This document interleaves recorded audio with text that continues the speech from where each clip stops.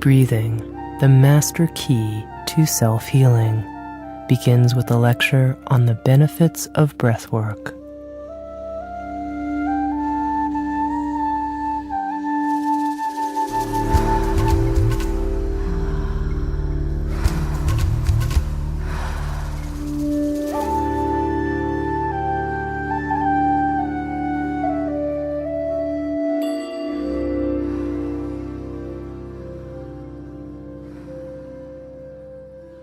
Is to use the power of breath.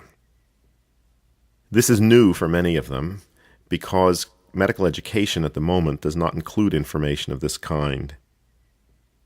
Until this material is included in the conventional medical curriculum and medical students and doctors in training are given the knowledge and then the experience that can make them see the power of this technique, they will be unable to recommend it to patients. In the 4 years I spent at Harvard Medical School and a year of internship in San Francisco, I learned nothing about the healing power of breath. I learned about the anatomy of the respiratory system. I learned about diseases of the respiratory tract, but I heard nothing about breath as the connection between the conscious and unconscious mind, or the doorway to control of the autonomic nervous system, or breath as a technique for controlling anxiety and regulating mental states, or the possibility that breath represents the movement of spirit in the body and that breath work can be a primary means of raising spiritual awareness. All of these ideas I learned in other ways. First, by studying yoga, especially in the 1970s, when I first encountered the body of knowledge called pranayama, which is working with energy or breath that comes from India, and later from working with osteopathic physicians, especially the late Dr. Robert Fulford, who lived in Tucson and was a master practitioner of cranial therapy. From spending time with him, I heard repeatedly that proper breathing was a master key to good health, and as I watched patients go through his office and experienced the kind of gentle manipulation that he did in order to correct breathing techniques, I saw many astonishing cures of common conditions, some of them very serious. I was very impressed at what I saw there. And those two experiences, working with yoga and working with osteopathic physicians, led me to investigate what was known about breathing, to begin experimenting with it myself, and then to begin recommending breathing techniques to patients. Over the years, I would say that of all the techniques that I've recommended to people for improving health, the single technique that I get most feedback about in a positive way is the breath work that I'm going to teach you in this program. I have consistently heard from patients that practicing these techniques have improved digestion, have improved circulation, have corrected irregular heartbeats, have helped people relax, have dealt successfully with insomnia, have helped people deal with panic disorder and other anxiety states. And over again, I'm impressed by the power of working with breath as a technique to correct problems of health, to improve general health. I feel very strongly as a result of these experiences that proper breathing is a master key to good health. I'm also very impressed with the fact that breath work is free, it requires no equipment, it's simple, and it's working with something that literally you have right under your nose and many of us never think to make use of. I recommend breath work to almost all patients that I see because, in my experience, stress is a primary cause or an aggravating cause of most cases of illness. And even if people have diseases that clearly have organic physical causes, relaxation can nonetheless benefit them and help their body's healing system work better. And I think that all people in our culture can benefit from learning to relax. And lest we think that we have a monopoly on stress, I want to tell you a story that I think is very interesting. A few years ago, I had a medical student, a woman, very interesting character who now works in a Buddhist monastery in Nova Scotia. She had become very interested in third world peoples and native cultures and spent a lot of time doing rotations in far off places before she got her MD degree. At one point, she went off for 6 months to a British field hospital in rural Kenya, where she was one of 4 doctors, serving an enormous population of tribal peoples that had no other access to medical care.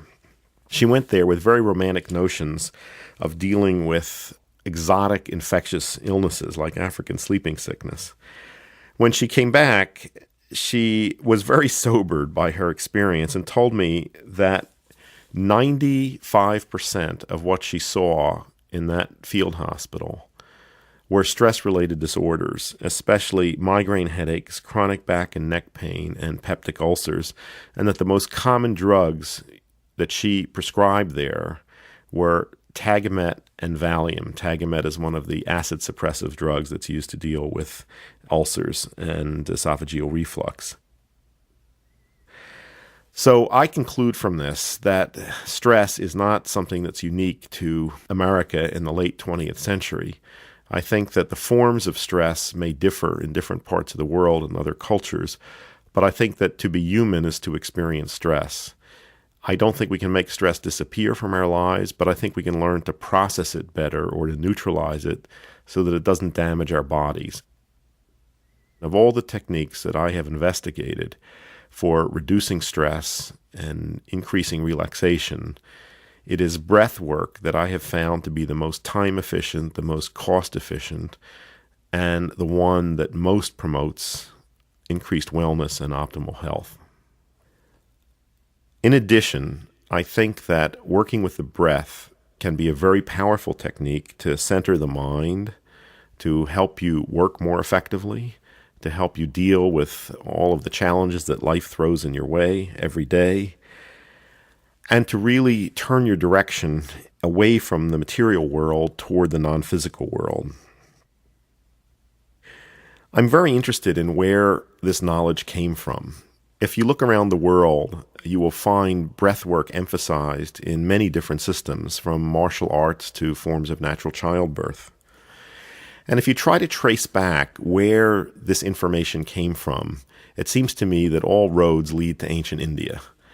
Somehow in ancient India, people discovered the power of breath as a technique for affecting the nervous system, for changing consciousness, and for changing physiology. And I think it's fair to say that that knowledge that came to ancient India has diffused all over the world and taken many different forms. In India, working with the breath is a major component of yoga. It's called pranayama, and the word prana means both breath and spirit and universal life energy. The techniques of pranayama have not been much written down. Often they've been passed on as oral teachings, often esoteric teachings from master to disciple. Occasionally you will find books in English that describe basic techniques of pranayama, and all of them begin with warnings about the dangers of working with breath without the supervision of an expert, a guru. The reasons being, they say, that working with breath can unleash very powerful forces and energies within the body that can unhinge the mind and cause extreme physiological disturbances. I think there may be something to that. I have actually seen a few patients who had first psychotic breaks following doing intensive breath work, unsupervised. So I think it is possible that some of these extreme techniques of pranayama may be dangerous and should not be done without supervision. But I want to tell you here and reassure you that the methods that I'm going to teach you I think are quite safe. These are modifications of pranayama techniques. They are methods that I use myself on a daily basis and have gotten great benefit from, methods that I have recommended to hundreds and hundreds of patients over several decades and have never seen cause problems. I also think that in a way these are very simple essences of some of the pranayama techniques. If you look in the few books on pranayama, you'll see many very complicated breath techniques given there. Alternate nostril breathing, for example, and strange forms of breathing that none of us would normally do. They may have their purposes. I'm not an expert in that field, but what I take from this are very simple methods that you can use to raise the energy of the nervous system, to quiet the energy of the nervous system, to balance the energy of the nervous system, and so forth, and to center the mind. And these are the applications of pranayama that I find most useful. As a medical doctor, I'm very interested in the physiological mechanisms by which breath work can accelerate healing. I think the most important physiological fact is that breathing is the only function that we do either completely consciously or completely unconsciously. There is no other function in the human body that has that aspect about it. You can breathe as a completely voluntary act, or you can breathe as a completely involuntary act. So that breathing is controlled by two different sets of nerves and muscles. There are voluntary nerves and muscles that can activate the system and operate it fully. There are involuntary nerves and muscles that can run the system and operate it fully.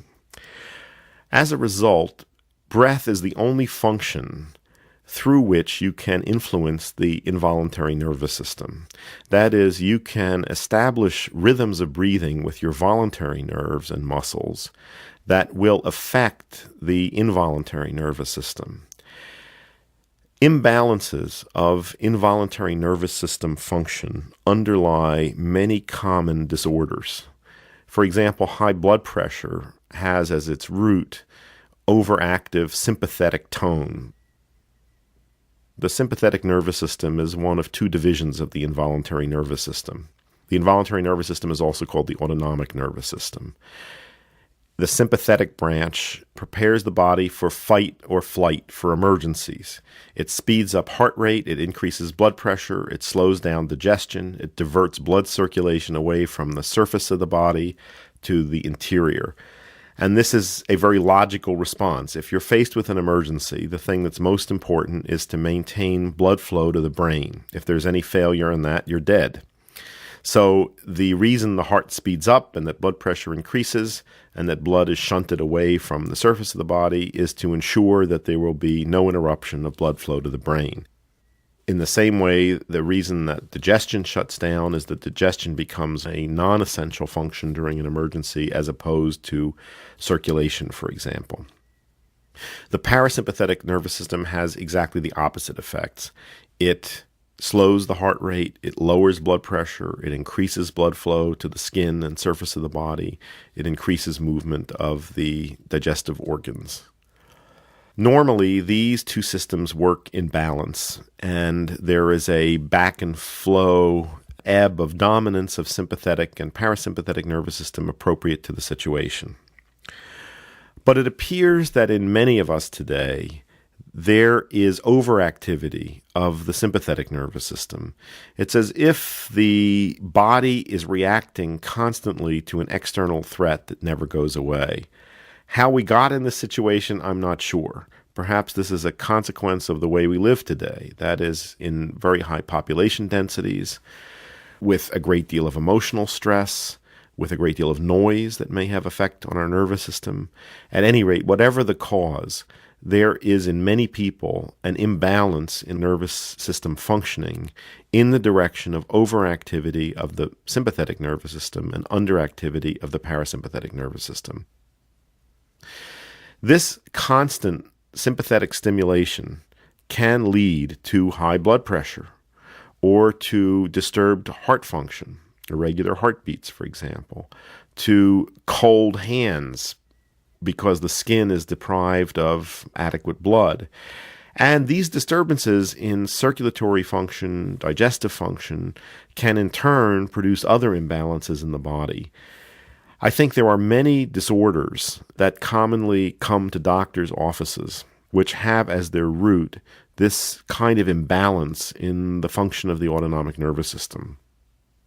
In medicine in the West, We don't yet really recognize this as a specific diagnosis, but I was very interested to find that in Japan, the diagnosis of autonomic nervous system imbalance is frequently used, and it's exactly this kind of imbalance that I have described. So it may be that this concept will catch on here among Western physicians as well.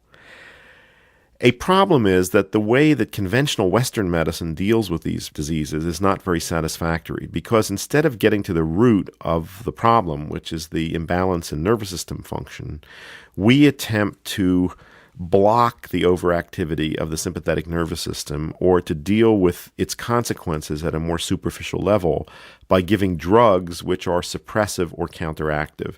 This is the way we deal with high blood pressure, for example. We give antihypertensive drugs, or for common digestive problems, if there's too much acid secretion in the stomach, we give drugs that block the production of acid. The problem with using this kind of counteractive or suppressive pharmacological intervention is that it increases the tendency of the body to rebound, to react against it. Anyone who has ever used a nose spray to open a clogged nose has observed this effect. Your nose is stuffed up, you spray a chemical in, and magically you can breathe again. But 4 hours later or 8 hours later, depending on which chemical you've sprayed in, there is a rebound effect. The blood vessels dilate and your nose is closed off worse than before. And it's very easy to get into a cycle of dependence on the drug in order to maintain normal function. And every time you attempt to get off, there's this sort of rebound. That's really the same problem that confronts us if we rely on pharmacological suppression of conditions which have as their root overactive sympathetic nervous system activity. The breath work that I'm going to describe to you, and especially the relaxing breath that I will teach you, works to increase parasympathetic tone. So it brings these two systems back in balance. And you can actually observe when people are doing this breath work that blood pressure falls, that heart rate slows, and so forth. So this is getting to the root of the problem. It goes directly to the imbalance in autonomic nervous system function and corrects it. Does not do so immediately. It does so over time as a result of gradual, repetitive input of the right sort of rhythms. But I think that this method of working, although the results may be slower to see, is much superior. Not only does it not have toxicity, it is not working in a suppressive or counteractive way. The results are long-lasting, they get better over time, and of course they're completely free of the toxicity that is usually associated with pharmaceutical drugs.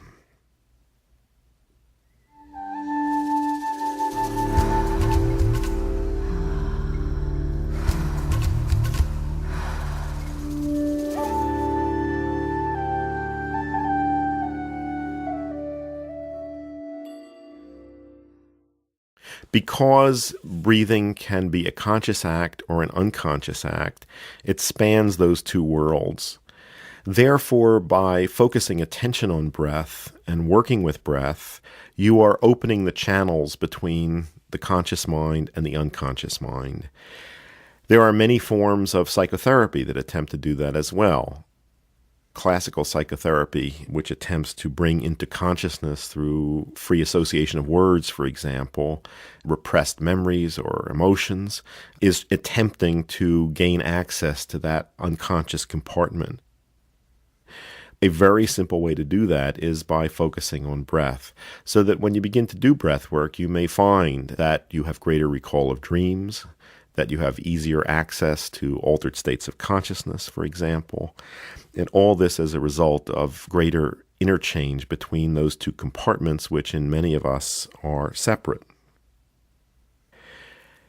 In addition, breath is a connection between mind and body, because clearly breath has a mental component. You can experience breathing in your mind, and you also experience it in your body. So breath, again, spans those worlds of mind and body. It's a connection in that sense as well. And by doing breath work, you can harmonize the influence that the mind has on the body. It's perfectly possible that an even deeper root of the physiological disturbance that underlies excessive sympathetic nervous system tone is a mental disturbance. For example, that anxiety may cause the sympathetic nervous system to be overactive in the first place, so that the real root of that condition is in the mental compartment rather than the physical compartment. The medical treatments that are used for diseases that result from overactive sympathetic tone are all directed at the body. When you work with breath, you are really working in both spheres. And I think that's a superior method of dealing with those problems. Finally, I think that there is a very important lesson to be drawn from the fact that in many languages of the world, the words for breath and the word for spirit are the same. Now, that's certainly true in Sanskrit. Prana, as I mentioned earlier, means both breath and also spirit or universal energy. In Hebrew, the word is ruach. In Greek, pneuma. In Latin, spiritus. These words all have the same simultaneous meaning of breath and spirit. And we have some of that in English in the word respiration or conspiracy, which means breathing together. But I think in English we're at a bit of a disadvantage in that when we use the word breath, we do not immediately experience the linguistic connection which exists in those other languages. In addition, the mental component of breath is a sense of rhythmic expansion and contraction. And I think that connects us to every other living thing, because all living organisms breathe. So that same rhythm is at the center, at the heart of all life. But I think we can generalize it beyond living organisms, because expansion, contraction, alternation of a positive phase and a negative phase seem to me to be the essence of all creation, whether it's the alternation of the cycles of day and night, the changes of the seasons of the year, or even at the extremes of observation, the expansion and contraction of stars, or the oscillations of atoms and subatomic particles. So I think it's fair to say that the essence of breath, that is the oscillation between two poles, is what connects us with everything. And it is here again that I find the spiritual lesson of breath work to be most important.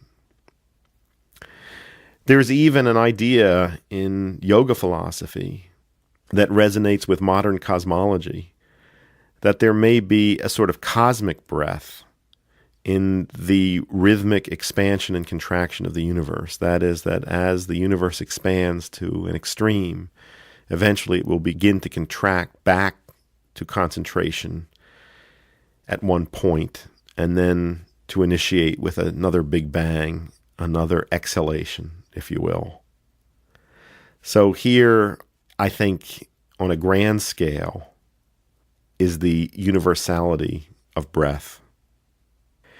I think it's no accident that in many systems of spiritual work, there is great emphasis placed on concentrating on the breath, or that breath is used as the focus of meditation. In a nutshell, I think it's fair to say that when you have your attention on your breath, it's in a safe place. It's like putting your consciousness in neutral. There are far worse places to have your attention, on your thoughts, for example, or on images in your mind. If you look at your own mental states and emotions, I think you'll find that when you feel upset or angry or fearful, you can often trace those emotions to particular thoughts or to images that have intruded on your consciousness. I don't think it's possible to stop thinking, except possibly in very advanced stages of meditation practice, or to stop the flow of images into the mind's eye. But you can learn to divert your attention from those. And the safest place to put attention is the breath. This is putting your consciousness in neutral. It's looking at a safe place. And I think it's for that reason that in so many systems of meditation, the breath is used as the first object of meditation. There is a belief that I have found in many cultures, for example, in Native American cultures and in some cultures of Asia, that life begins with the first breath and ends with the last breath. That is, during the stages of fetal development, spirit is not yet connected to the developing body, so that spirit may be hovering in the presence of a fetus or a newborn, but until the breath cycle begins, it is not linked to the physical body. That's a very interesting concept, and as I say, it crops up in cultures very diverse in different parts of the world. In Islamic cultures, there is a belief that Allah, before a person is born, allots a fixed number of breaths to that soul, and that when those breaths are used up, the person dies. That would be an argument for learning to slow down your breathing. I think it is also fair to say that when you turn your attention in the direction of breath, you are really looking at the spiritual pole of your existence. That breath is the animated, non-physical aspect of your being. So that when you look in the direction of breath, when you focus your attention on your breath, you are really looking at your spiritual self. You are looking at the movement of spirit in the body, of spirit in matter. It is the non-physical essence. Let me go on a little bit of a digression here about the meaning of the word spirit. There is another use of that word in English that's interesting. We call strong alcoholic drinks spirits. And I often enjoy asking audiences, why do you think we call substances like rum and scotch and vodka spirits? What is there about them? What is the connection there with that word? The original phrase from which that word comes was spirits of wine, which was an old term for brandy. Brandy comes from a Dutch word, brandewijn, that means burnt or heated wine. Brandy was the first product of distillation. Distillation was invented by Arabs long ago, was forgotten, and then reinvented by the Dutch, just in time to ship distilled liquors to their colonies.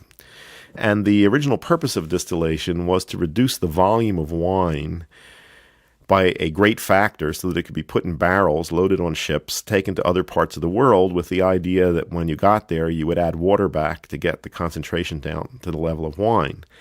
But when people tasted what was in the barrels, nobody waited to put water in at the other end, and suddenly the world was flooded with a new form of alcohol that was very difficult to control because it was so much stronger.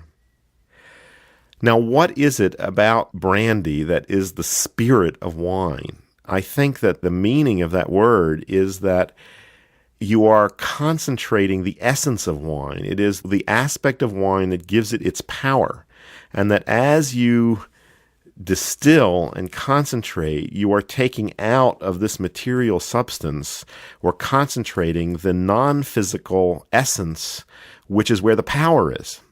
That if you keep on going in that direction, you get to less and less of material substance, but you are concentrating power in terms of power to affect you, for example, to affect your body and to affect your consciousness.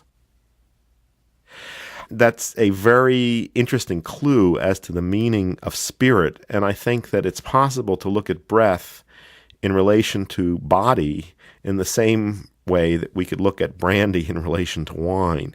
That breath represents the concentrated, distilled essence of being, and that it is non-physical.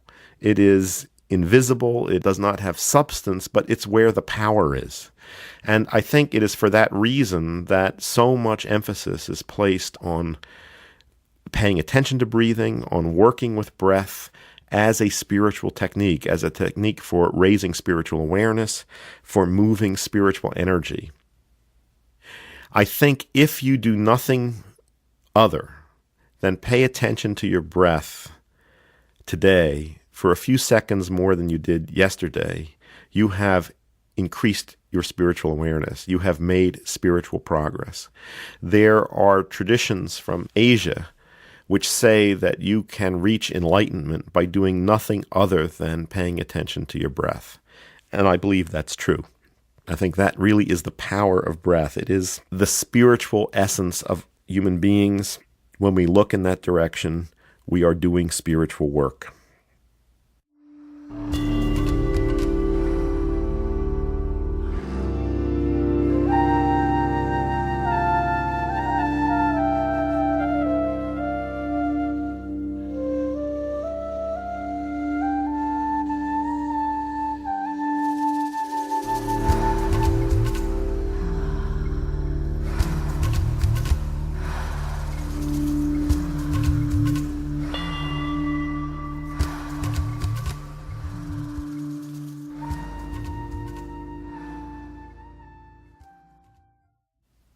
I'd like to tell you a bit about how I use breath work in a practical way with patients. When patients tell me that they have problems that I think are related to overactivity or imbalance of the involuntary nervous system, I always teach them the basics of breath work. I encourage them to pay attention to their breath. I encourage them to change techniques of breathing. And I give them specific exercises, especially a relaxing breath, to help balance the energies of the nervous system. I usually teach patients these techniques at the end of the time that I have with them. I breathe with them, so I engage in conspiracy with patients for better health. And I then encourage them to practice these techniques on their own on a daily basis. I could give you many, many stories of successful outcomes that I've witnessed in patients who have used these methods. For example, I have seen many patients who have had irregular heartbeats, the common garden variety skip beats, which are really premature ventricular contractions, or more serious arrhythmias like atrial fibrillation. And in case after case, I have seen patients who have been able to stop these arrhythmias or greatly reduce their frequency just by relying on breathing techniques. One man who came to see me told me that he had had cold hands all of his life, went home and wrote me a month later saying that after he had started practicing the relaxing breath, within 3 days his hands became warm for the first time in his life. Cold hands, by the way, are a very obvious manifestation of overactive sympathetic activity, because in an emergency state, the sympathetic nervous system shuts down blood flow to the skin, where it's not essential, and shunts it to the center of the body, to internal organs and the brain especially, where it is essential. So a person who has an overactive sympathetic nervous system will often have cold hands in a warm room. And I think if I were just given a few seconds to ascertain something about a patient, the thing that I would probably do most would be to feel their hands, a great clue to the workings of the nervous system. Here's a dramatic story of the success of a breathing technique to correct a medical problem, reported by Dr. Karen Koffler, one of the first class of fellows in integrative medicine to be graduated from the University of Arizona. Her relative and patient, a young man who was a trader on the Chicago stock market, he had episodes several times a year of a condition called atrial fibrillation, in which the upper chambers of the heart beat rapidly and irregularly, causing an unpleasant sensation and interfering with circulation throughout the body. Usually this condition is treated with drugs to slow the heart rate. The patient had an episode of atrial fibrillation during a holiday weekend, and my doctor, trainee, and colleague taught him the relaxing breath that you will learn in the course of this program. After he did it for about 5 minutes, the heart rate slowed and came out of atrial fibrillation, and the patient was able to avoid a visit to an emergency room. He has not had another episode since then, but now feels confident that if he does, he'll know what to do on his own before seeking medical help. This is a very dramatic example of the power of a simple breathing technique to affect a very real and potentially serious medical problem. I have seen many patients who had chronic digestive problems, indigestion, constipation, who as a result of doing breath work corrected those problems and were able to stop using prescribed medication. I've seen very dramatic cases of reduction of anxiety and ending of panic states by doing breath work. And let me tell you one case history here. Some years ago, a lawyer came to see me who lived on the East Coast, was very successful, whose life had come to a halt as a result of panic disorder, probably the most extreme form of anxiety disorder. His disease began very suddenly one night when he woke up with crushing chest pain, was taken to an emergency room of a hospital where everyone assumed he was having a heart attack until they did an electrocardiogram and found that his heart function was normal. He was kept for observation, given a dose of Valium, and sent home. Shortly afterwards, he had another of these episodes, and then they became more and more frequent, and in the following year, he had something like 50 or 60 admissions to emergency wards, always looking as if he were having a heart attack. That is, he experienced extreme crushing pain in his chest, extreme panic associated with that, feeling that he was about to die. Interestingly, his mother and sister had had the same disorder that began at the same age. And this, by the way, is a characteristic of panic disorder. It often has a strong familial component. He was absolutely convinced that something was wrong with him on a physical level, although all of the doctors he consulted told him that there wasn't. But he persisted in going around the country to an amazing range and number of specialists, had all sorts of invasive medical tests.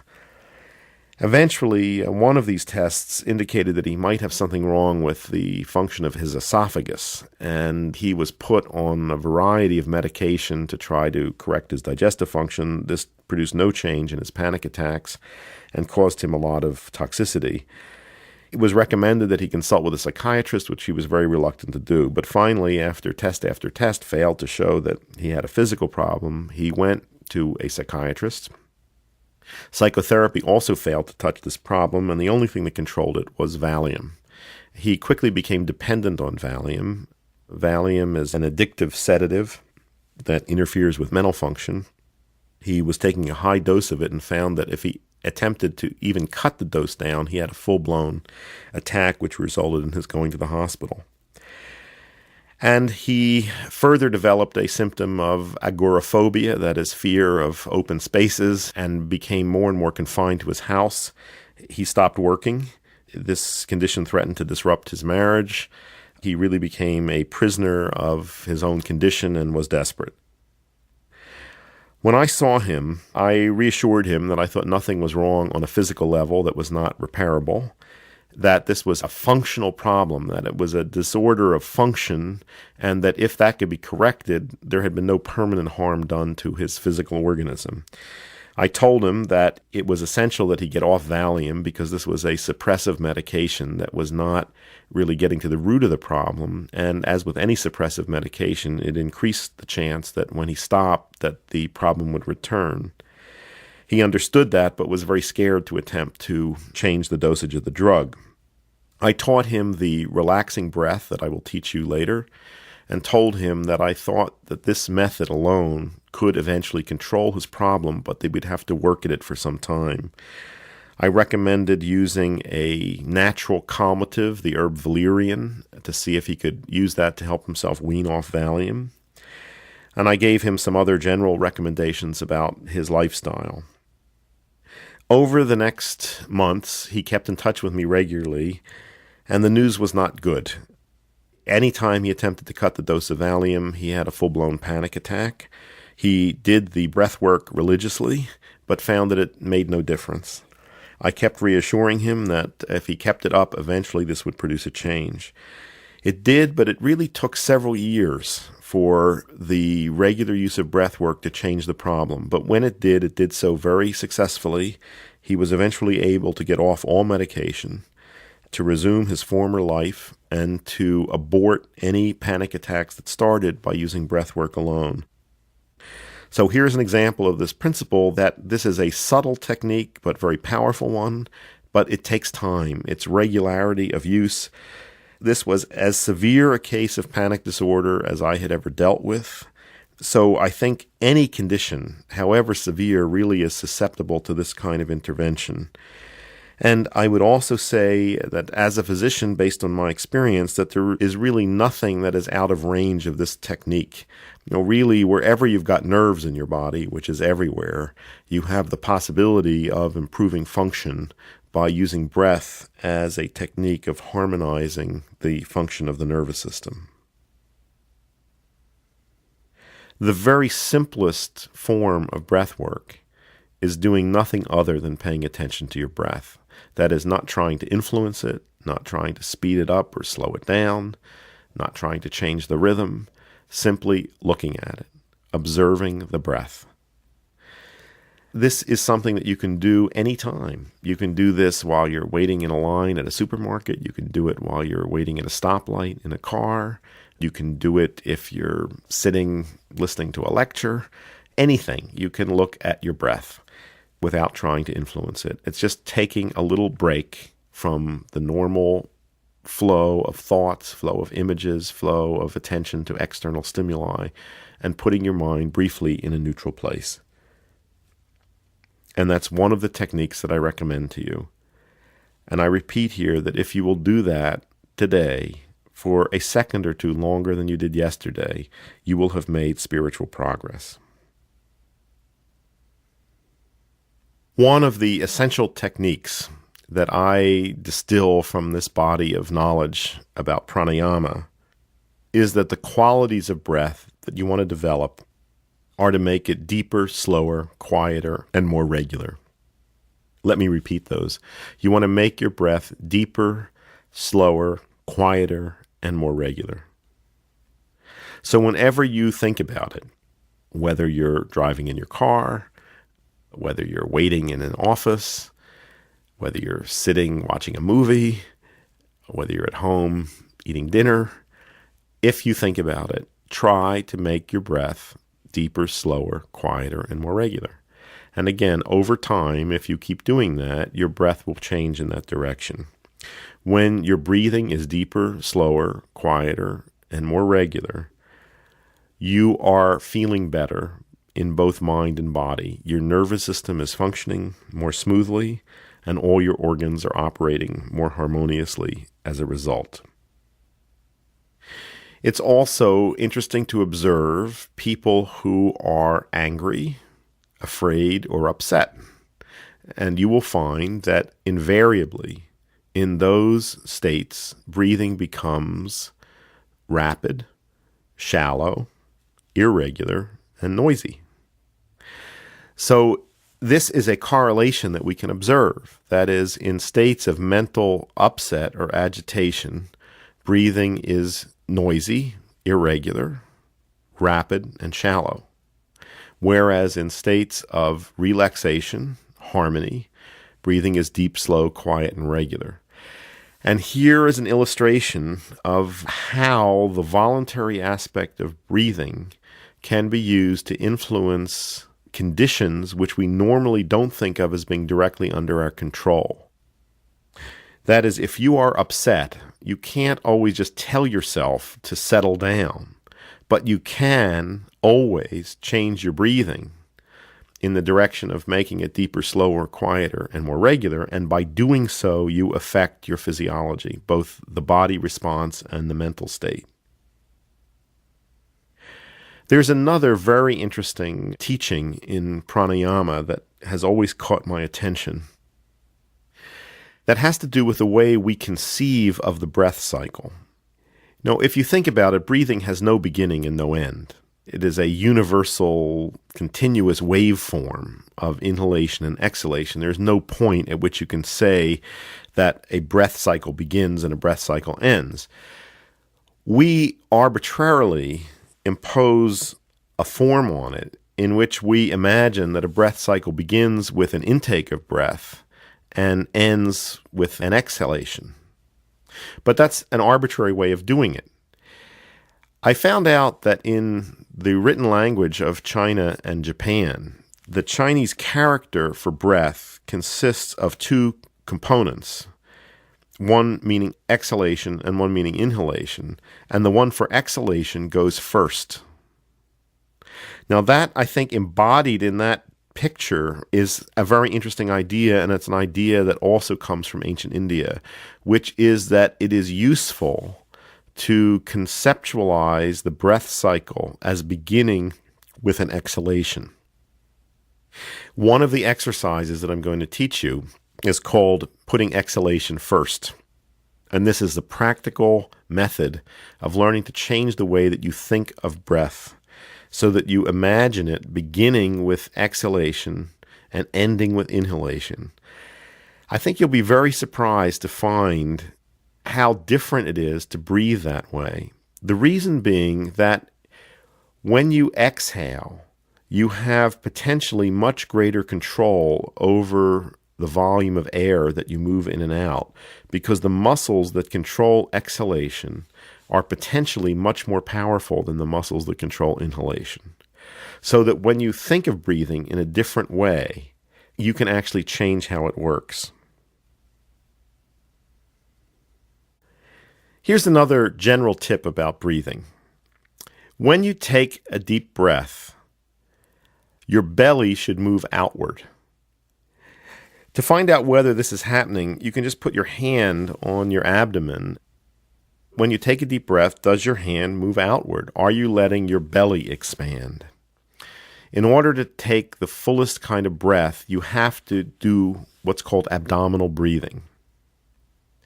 For one reason or another, and this may have to do with how we've been taught to hold ourselves, it may have to do with the feeling of not wanting to feel big around the middle, but many of us don't let our abdomens expand freely when we breathe. We restrict those muscles and as a result are unable to take a full deep breath. So another general tip about breathing is to practice just taking some deep breaths and letting the belly move outward to see if that's what you're doing already. If not, to try to let it be that way. Because only when that movement occurs are you really taking the full volume of air into your lungs that you're capable of taking in. The other techniques that I'll be teaching you, I want you to do in a more formal way. That is, I'm going to give you particular ways of breathing that I want you to practice every day. You may wonder, is there an optimal time to do this? I think this practice can be done any time of day. Personally, I like to do breath work when I first get up, and I do it before I meditate. My usual practice is to arise early. I get up when it gets light.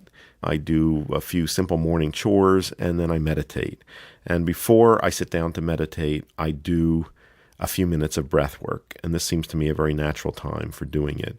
I also do another session of breath work as I'm falling asleep at night. When I get to bed, I find that this promotes restful sleep. It disengages my consciousness from my thoughts, and I find that a very logical time to do it. And then I may do it as well if I have a special need for it. If, for example, something happens during the day that upsets me, if I stub my toe, anything where I want to distract my consciousness for a moment, I may do some of the breath work that I'm going to be teaching you. I think the amount of time that you spend on this work is not that important. The basic exercise that I'll be teaching you, you can do in a few minutes. And if you do this twice a day, that's more than adequate. But again, I'd like to remind you that what is important here is the regularity of doing this work. You want to do this every day without fail because you are attempting to change rhythms in your nervous system. And it's the constancy of the input, it's the regularity of the input that is going to produce these changes over time. If you've ever practiced yoga or watched yoga students doing pranayama, sometimes the breath work that's done there is very intensive. There's a lot of huffing and puffing and sweating as a result of doing these kinds of breathing exercises. That's not what I'm going to be asking you to do here. Rather, I think the power of breath work to change the function of the nervous system can be compared to the way water cuts a canyon through rock. It's the constant stimulus, the constant pressure that produces huge changes, so that what appears to be a very gentle force produces very large results. So find times in the day where this practice suits you, where it feels natural, logical, where you won't have interferences, and make a resolution to do it at those times. Before we move into the actual exercises, let me reassure you that this is very easy work, that it takes no time, no equipment. Even if you're someone who hates the idea of exercise or can't take time for things that you know are healthy, there really are few excuses for not doing this. I mean, this is going to take all of a few minutes a day. You'll enjoy it. It's not something that's difficult, and you will see results. I guarantee you that if you work with these techniques over the space of a few weeks or a few months, you will see real changes in your energy level, in your sleep patterns, in how your body functions, in your digestion, in your circulation, and so forth. So I think that of all the things you may have been told to do for health, you will find this to be some of the most easy and rewarding work possible, and certainly some of the least time-consuming. So I want to encourage you to undertake these techniques, to use them every day, and to pay attention to the changes that you'll see in your body and mind.